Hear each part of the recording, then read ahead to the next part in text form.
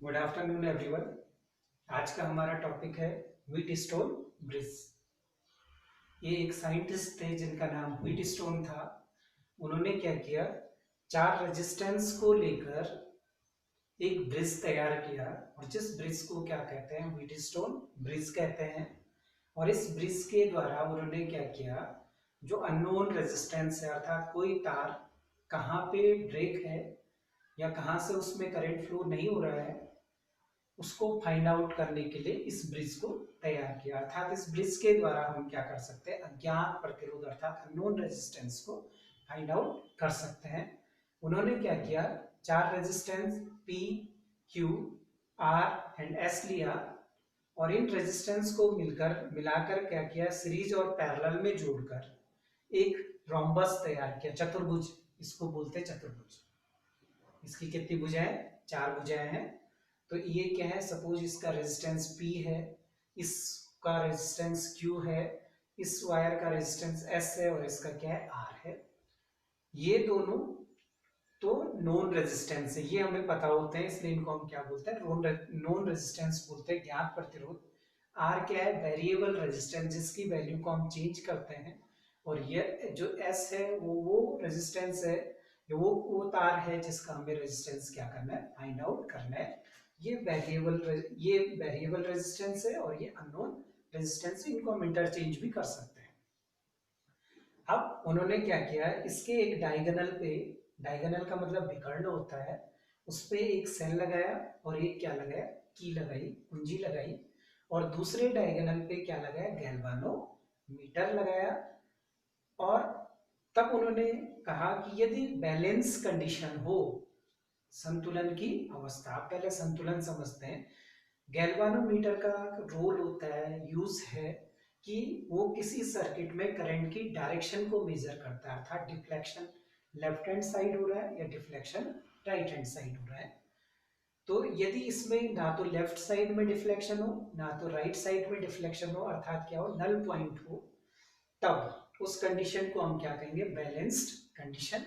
तो balance condition में इन जो एडजेसेंट साइड है, उनके रेशियो, उनका जो रेजिस्टेंस का रेशियो होगा P/Q इक्वल टू, शेष दो जो साइड है उनका जो रेजिस्टेंस है उनके रेशियो के इक्वल होता है। ये किसने बोला, व्हीटस्टोन ब्रिज ने। अब इसका कंस्ट्रक्शन कंस्ट्रक्शन तो आपने देख लिया कि चार रेजिस्टेंस लिए, चारों रेजिस्टेंस में क्या किया, सीरीज और पैरेलल कॉम्बिनेशन से हमने एक रोम्बस का को बनाया। उस रोम्बस का एक डायगोनल पे सेल लगा दिया, एक पे कुंजी लगाया, और दूसरे डायगोनल पे क्या किया, गैल्वानोमीटर लगाया। तो ये इसका कंस्ट्रक्शन है। अब इसकी वर्किंग क्या है, कैसे काम करता है। जैसे हम की को ऑन करते हैं तो इसमें करंट फ्लो होने लग जाता है, और इलेक्ट्रॉन यहां से इससे आइदर इस साइड आए, और यहां से यहां, या यहां से इधर। ठीक। तो करंट की डायरेक्शन क्या होगी, जब इलेक्ट्रॉन इधर से इधर के लिए फ्लो हो रहा है तो करंट की डायरेक्शन इधर से इधर के लिए होगी, क्योंकि आप जानते हैं कि जो करंट की डायरेक्शन होती है वो इलेक्ट्रॉनों के फ्लो की अपोजिट डायरेक्शन होती है। तो इसलिए ये करंट है, सपोज इसकी का नाम हमने क्या ले लिया, आई करंट है। अब यहाँ पे जंक्शन है, और जंक्शन के लिए आपने किरचॉफ का फर्स्ट लॉ पढ़ा कि जंक्शन रूल में क्या होता है, जो इनकमिंग करंट होती है वो आउटगोइंग करंट के इक्वल होती है। इसको सपोज मैंने I1 लिख दिया, और इसको क्या लिख दिया, I2। अब ये I1 है, ये क्या है, I2। फिर ये यहाँ कहाँ पहुंच गया, B पे। B पे अब देख रहे हैं आपके फिर दो पार्ट में डिवाइड हो रहा है, इसको मैंने I3 ले लिया, इसको क्या ले लिया, I4। सेम कंडीशन यहाँ पे भी है, ये दो पार्ट में हो गया, जंक्शन मिल गया, तो I5 एंड I6। ठीक है। और यहां से कौन सी करंट आएगी, फिर यहां से यहाँ पे फिर ज्वाइंट है, तो I वो क्या हो जाएगी, फिर से I करंट हो जाएगी। अब क्या होता है, जैसे ही हम क्या करते हैं, करंट फ्लो करते हैं, तो गैल्वानोमीटर में क्या होगा, डिफ्लेक्शन हो जाएगा, either left side either right side. अब हम इस वेरिएबल रेजिस्टेंस की वैल्यू को क्या करते हैं, चेंज करते हैं। इसमें रेजिस्टेंस होते हैं अलग अलग। सपोज हमने 10 ओम का निकाला, इसमें डिफ्लेक्शन कहाँ है, लेफ्ट हैंड साइड के लिए है। फिर हमने 20 ओम का निकाला, कैसे आया, राइट हैंड साइड में आया। अब 10 ओम और 20 ओम के बीच में एक ऐसा रेजिस्टेंस होगा जिसपे ना तो ये लेफ्ट हैंड साइड आएगा ना तो राइट हैंड साइड। हमने वो चेक किया, सपोज वो जो भी आता है, तो अब इसमें इसमें कोई करंट फ्लो नहीं हो रहा है। इस कंडीशन को क्या कहते हैं? Balance condition. अब इसको हम प्रूव करते हैं। इसको पहले थोड़ा सा देखें कि देखो कि इसको हम करंट कैसे लिख सकते हैं। I1 equal to I3 plus I4, इन दोनों का कॉम्बिनेशन ये होगा। तो यहां से I4 इक्वल टू क्या हो जाएगा? I1 minus I3। ठीक है, सेम यहां पे भी देखिए I2, जो I2 होगा वो क्या होगा? I5 प्लस क्या होगा? I6 होगा। ये दोनों I2 बनाएंगे, इसलिए I6 equal to I2 minus I5। अभी आपको पता चल जाएगा हम क्यों निकालना चाह रहे हैं, क्योंकि हमें यहाँ पे क्या मिलेगा वो देखना है हमें। तो जरा देखिए, अब हम इस पे क्या करते हैं, किरचॉफ्स का लॉ लगाते हैं, क्योंकि ये मैथ्स है, सेकेंड लॉ लगा रहे हैं हम। तो सेकेंड लॉ लगाने के लिए हमने क्या किया, आइदर कन्वेंशन मैंने इस डायरेक्शन में ले लिया, ये हमारी चॉइस है। अब जो इस डायरेक्शन में होंगे वो सारे क्या होंगे? पॉजिटिव। जो अपोजिट डायरेक्शन में होंगे वो सारे नेगेटिव। तो now in maths first, now in maths A, B, D and A, A, B, D and A, we know that according to Kirchhoff's second law, summation of E equal to summation of IR।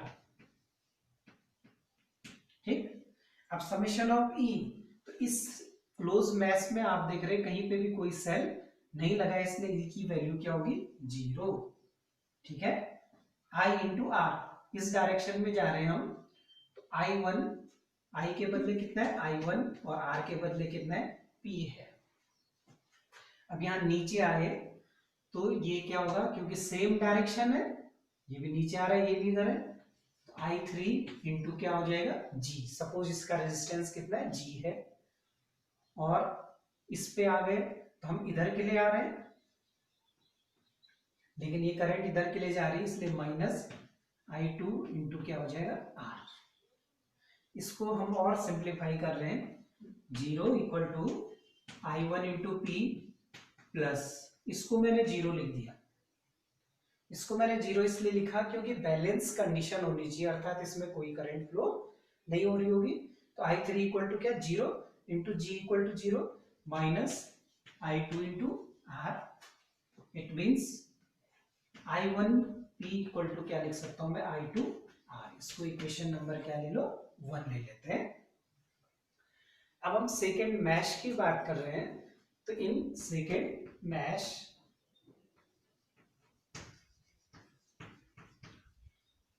B, C, D, B में, इसमें इसकी बात कर रहे हैं अब हम। फिर वही हमने कन्वेंशन का किया कि इस डायरेक्शन की बात कर रहे हैं, तो इस पे देखिए, तो ये क्या हो जाएगा? Summation of E equal to summation of IR, फिर किरचॉफ्स लॉ। फिर इसमें भी कोई सेल नहीं है, इसलिए E की वैल्यू क्या होगी? 0। तो उसको हमने 0 रख दिया, equal to I4 into Q। ठीक है, यहाँ पे देखिए आप इधर आ रहे हैं और ये कहाँ जा रही है? करंट उधर, इसलिए माइनस I6 इंटू S, और ये ऊपर और ये भी उधर ही है, इसलिए प्लस आ जाएगा I5 इंटू G।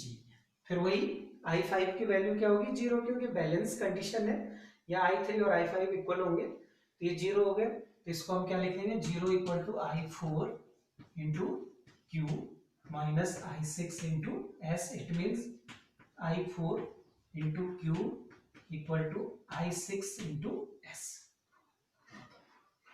अब थोड़ा इसको और सॉल्व कर रहे हैं। यहां से देखिए I4 इक्वल टू क्या है? I1 माइनस I3, और I3 की वैल्यू कितनी है? 0। इसका मतलब I4 इक्वल टू I1। तो हम यहां से I4 के बदले क्या लिख सकते हैं? I1 लिख सकते हैं। तो I1 Q इक्वल टू, अब दूसरा देख लीजिए I6 के लिए ना, तो I6 equal to I2 minus I5, और ये भी कितना है? 0 है, तो I6 इक्वल टू I2। इसको हम क्या लिख सकते हैं? I2S। Equation number 2। अब ये इक्वेशन नंबर 1 है, ये इक्वेशन नंबर क्या है 2 है, तो इसको डिवाइड करने पे क्या आ जाएगा I1P upon I1Q equal to I2R upon I2S, I2 से I2, I1 से I1, तो ये क्या आ जाएगा P upon Q equal to R upon S, और यही हमें क्या करना था प्रूव करना था। तो ये था आपका व्हीटस्टोन ब्रिज।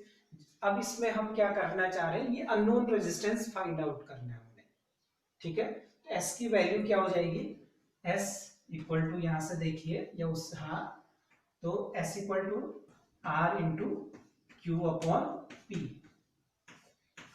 अब Q और जो P होते हैं वो नॉन रेजिस्टेंस होते हैं, इनकी वैल्यू दी होती है। R की वैल्यू हमें यहाँ से पता चल जाएगी, जैसे मैंने 15 ओम बोला, तो उससे हम किसकी वैल्यू निकाल सकते हैं, S की वैल्यू निकाल सकते हैं, अर्थात इस वायर का जो अननोन रेजिस्टेंस था उसकी वैल्यू हम फाइंड आउट कर सकते हैं। तो ये था आपका व्हीटस्टोन ब्रिज था। उन्होंने क्या किया, 4 रेजिस्टेंस लिए और चारों को किस में जोड़ा, सीरीज और पैरेलल कॉम्बिनेशन से क्या बनाया, रोम्बस बनाया, एक चतुर्भुज बनाया, और जब बैलेंस कंडीशन थी तब उनका रेशियो क्या था, इक्वल था। ये था हमारा व्हीटस्टोन ब्रिज। धन्यवाद।